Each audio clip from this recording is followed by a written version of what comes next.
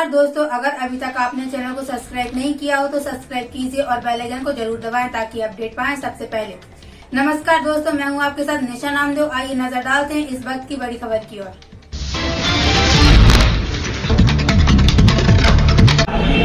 मैं न्यूज 24/7 तक से सागर मंडल प्रभारी गाजियाबाद से आपको जानकारी देता हुआ किस तरह श्री योगी आदित्यनाथ जी के आज्ञाओं की अवहेलना हो रही है, शासन प्रशासन किस तरह से खेलता है कानून से, ये हम आपको दिखाते हुए। और गाजियाबाद के पास में दादरी एक पड़ता है क्षेत्र, वहाँ के एक वकील साहब हैं सूरज शाह जी, जो तहसील में बैठते हैं, और उनके साथ दबंगों ने, जो सूदखोर लोग हैं, उन्होंने क्या हाल किया। उनका प्लॉट जबरदस्ती एग्रीमेंट लिखवाया, उनको जबरदस्ती शराब पिलाई गई, उनको घर से किडनैप किया गया, अपहरण किया गया और दुराचार किया गया, जाति सूचक शब्द बोले गए।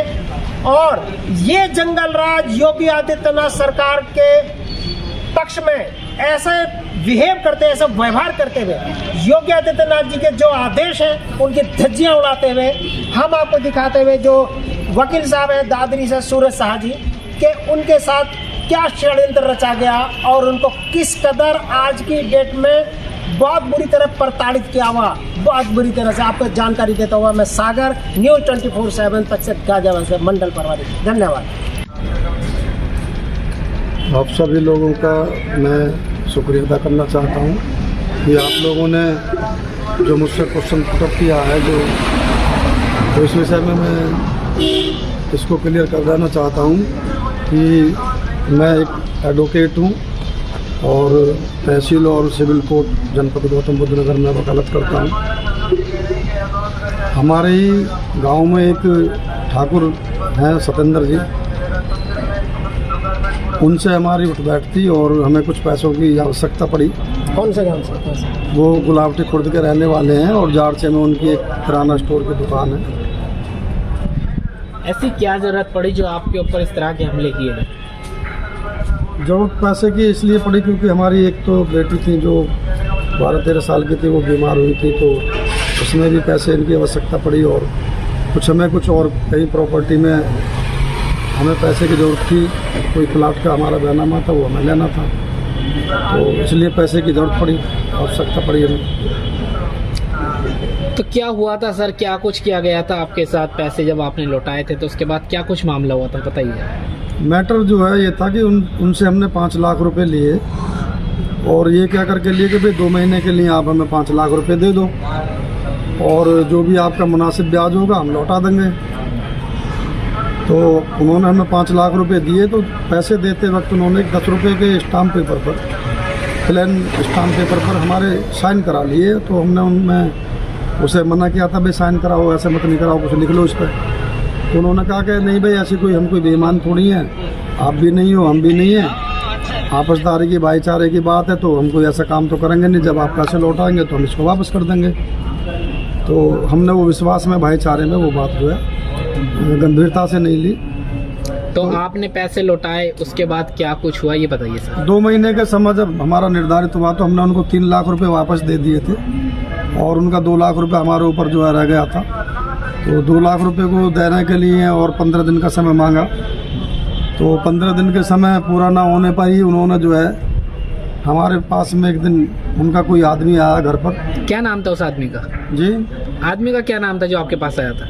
हमारे पास जो आदमी आया था तो वो थे, क्या नाम है, बलिदान चौधरी। क्या कहा आपसे आके? हमसे कहा कि भाई आप जो है लटूर चौधरी के यहाँ कोई आदमी बैठा है और किसी मुकदमे में कोई जानकार। तो जब तहरीर हमने वहाँ पर दी तो उस वक्त तहरीर में कुछ मतलब वाक़या नहीं हुआ, मतलब कोई सुनवाई नहीं हुई? कोई सुनवाई नहीं हुई। अच्छा। और उसके बाद में जो है फिर एक दिन जो है जब हम अपने वो मामला इस तरह का जब घटा हमारे साथ में, तो मैं अपना काम से जैसे जाता हूँ, कोर्ट से जाते हैं अपने घर के लिए, तो कुछ दिनों के बाद में हमारे पास में फिर एक नोटिस आता। उन्होंने एक लीगल नोटिस भेजा हमारे पास में कि आपने इस दिन आपको एक अपने प्लाट का आपने हमारे पक्ष में एक एग्रीमेंट कर दिया है, आप 15 दिन के अंदर इस प्लाट का बैनामा करें और नहीं तो जो है हम कोर्ट में आपके खिलाफ जो है बात। तो उस एग्रीमेंट पे आपके साइन थे? उस एग्रीमेंट पर उन्होंने किस तरीके से साइन कराए हैं वो साइन बताते हैं कि भाई नशे की हमारे- हालत में कराए गए थे? हाँ, नशे। हमको तो कोई मतलब इस तरह का होश ही नहीं था अपने कि भाई हम शुद्ध बुद्धि में है या मतलब उस स्थिति में है कि भाई हम ये चीज़ जान सके हम क्या कर रहे हैं। तो आपने किस तरह का एक्शन लिया जब आपको पता लगा कि आपके साथ जो है दुर्व्यवहार किया गया है? क्या किस तरह का एक्शन लिया आपने? मैंने उनके खिलाफ एक कोर्ट में थाने में जो जाट सा थाना लगता है उसमें एक तहरीर दी थी। तहरीर पर मैंने पुलिस से संपर्क किया तो उन्होंने कहा कि भाई ठीक है हम देखते हैं। तो उसके बाद में कोई कार्रवाई नहीं हुई। तो जब कार्रवाई नहीं हुई तो उन लोगों ने हमारे खिलाफ जो है एक तहरीर जो है थाने में दे दी हमारे खिलाफ फर्जी कि भाई या तो जो है उन्होंने पुलिस से सांठ गांठ कर ली कि भाई तहरीर देंगे तो आप उसको वकील को बुला लेना यहाँ पर और उसको मारपीट करना है, जो भी टॉर्चर करना है, जो भी दबाव में लेना है आप इस बयान में वो करा दो हमारे पक्ष में। आप पे कुछ कागजात हैं, ये किस चीज़ के कागजात हैं आप दिखाना चाहेंगे लाइव के माध्यम? हाँ बिल्कुल, ये जो मैंने FIR की थी उनके खिलाफ अच्छा। मुख्यमंत्री उत्तर प्रदेश सरकार को की थी जब थाने में मेरी सुनवाई नहीं हुई और कमिश्नर साहब को जनपद गौतम बुद्ध नगर को मैंने जो है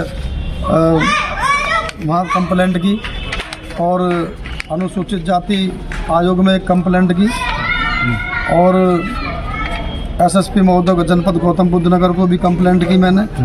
तो ये मैंने 4-5 जगह जो है कंप्लेंट की हैं। इन कंप्लेंटों का कितना रिस्पॉन्स अभी तक आपको दिया गया है सरकार द्वारा और पुलिस प्रशासन द्वारा? अभी कुछ नहीं हुआ है इसमें। तो उनका तो साफ साफ कहना है कि भाई सरकार योगी सरकार है और हम सवर्ण जाति के लोग हैं, अब तुम्हारी सरकार तो है नहीं, हम तो तुम्हारा कुछ होने देंगे और तुम जैसे वकील तो कितने आए। पुलिस प्रशासन ने कहा है? नहीं, जो पक्षकार उन्होंने भी कहा, पक्षकार ने भी हाँ कहा। पक्षकारों ने कहा अच्छा। कि हम कोई कार्रवाई नहीं होने देंगे, पुलिस हमारे हाथ में है, अच्छा। सरकार हमारे हाथ में है। अब सरकार हमारी है, तुम्हारी तो सरकार है नहीं। अच्छा, अब सरकार जो है इन लोगों की मुहिंदे हो चुकी है। उनका इनका कहना कहना यही है है कि सरकार इनके पक्ष से है। हाँ उनके पक्ष में, पुलिस प्रशासन भी उनके पक्ष में है। जब हम देख सकते हैं कि आप भाजपा सरकार ऐसे पक्ष लेगी जो किसी एडवोकेट के, जो कि न्याय के धीर माने जाते हैं, उनकी ही कार्रवाई नहीं होगी तो गरीबों की क्या कार्रवाई की जाएगी। ऐसे ही तमाम खबरों के साथ हमारे साथ बने रहिएगा। वकील साहब, आज आपने मीडिया बुलवाई है अपनी जान की सुरक्षा के लिए, क्या संकेत देंगे मीडिया के माध्यम से, क्या कहना चाहेंगे? मैं मीडिया के माध्यम से ये कहना चाहूँगा उत्तर प्रदेश सरकार को, भाजपा सरकार को, कि आपकी सरकार ने जब हम जैसे अधिवक्ता जो दूसरों को जो है न्याय दिलाते हैं, हमारे साथ ही जब अनजस्टिस होगा दबंग प्रवृत्ति के लोगों को कि उनके दिमाग में कानून का कोई खौफ नहीं है, कोई डर नहीं है और वो अपने दबंगई के हिसाब से हमको इतना प्रताड़ित कर सकते हैं, जब हमारी संपत्ति को वो हड़प सकते हैं, हमको किडनैप करके हमें उठा करके अपना जो है वसूली के लिए हमारे प्लाट को हड़प सकते हैं, एग्रीमेंट करा सकते हैं, नशे की शराब पिला करके ज़बरदस्ती। तो जब एक अधिवक्ता ही मतलब जो सुरक्षित नहीं है सरकार में, तो आम आदमी क्या सरकार में इसमें जो है सुरक्षित हो पाएगा? तो अभी आपको कहीं ना कहीं डर है? हमें तो डर है, पूरा जान माल का खतरा है हमको भी, हमारे परिवार को भी, क्योंकि उन्होंने धमकियां दी हैं इस तरह की।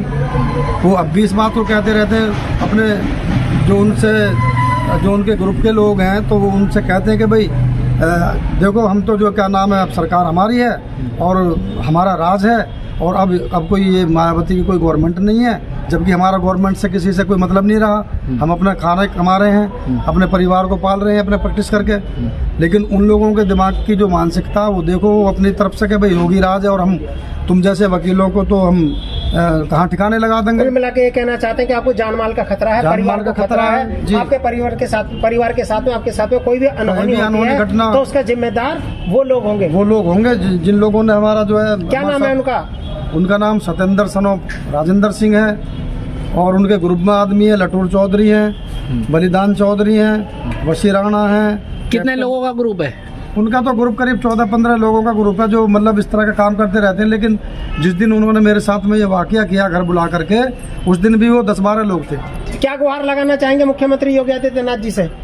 मुख्यमंत्री जी से, आदित्यनाथ जी से हम ये कहना चाहेंगे, गुहार लगा रहे हैं इस बात के लिए कि आप जो हैं, जो कानून है देश में, राज्य में जो कानून है, जो आपका जो लॉ एंड ऑर्डर है वो सही से फॉलो हो और ऐसे लोगों के खिलाफ कड़ी कार्रवाई हो, जो अपनी दबंगई के हिसाब से जो किसी भी आदमी को मतलब प्रताड़ित कर सकते हैं, उनको लूट सकते हैं, उनके घर में डाका डाल सकते हैं और कुछ भी कार्रवाई ना हो प्रशासन की, सरकार की, वो धमकी देते हैं। ऐसे संकेत मिल रहे हैं आपकी बातों से कि आपको लगता है कि आपके साथ कोई भी घटना दुर्घटना हो सकती है। हाँ, बिल्कुल हो रास्ते सकती बीच है। में आपको मरवा जी, जी, सकते हैं, आपके बच्चों को हानि पहुंचा सकते जी। हैं, परिवार को हानि पहुंचा सकते हैं, जो जान माल का नुकसान होगा, कोई आपकी जान जाती है, आपको कोई कुछ भी ऐसी दुर्घटना होती है, उसके जिम्मेदार ये लोग होंगे। ये लोग होंगे। मैंने तो पुलिस में थाना हमारा लगता है जारसा थाना, वहाँ मैंने कंप्लेंट दी थी इस बात की। पुलिस ने कोई सुनवाई पुलिस ने कोई सुनवाई नहीं की, क्योंकि पुलिस उनके कहीं ना कहीं पुलिस भी मिली हुई है। मिली हुई है जी, 60 उनकी पूरी, क्योंकि वो चलिए।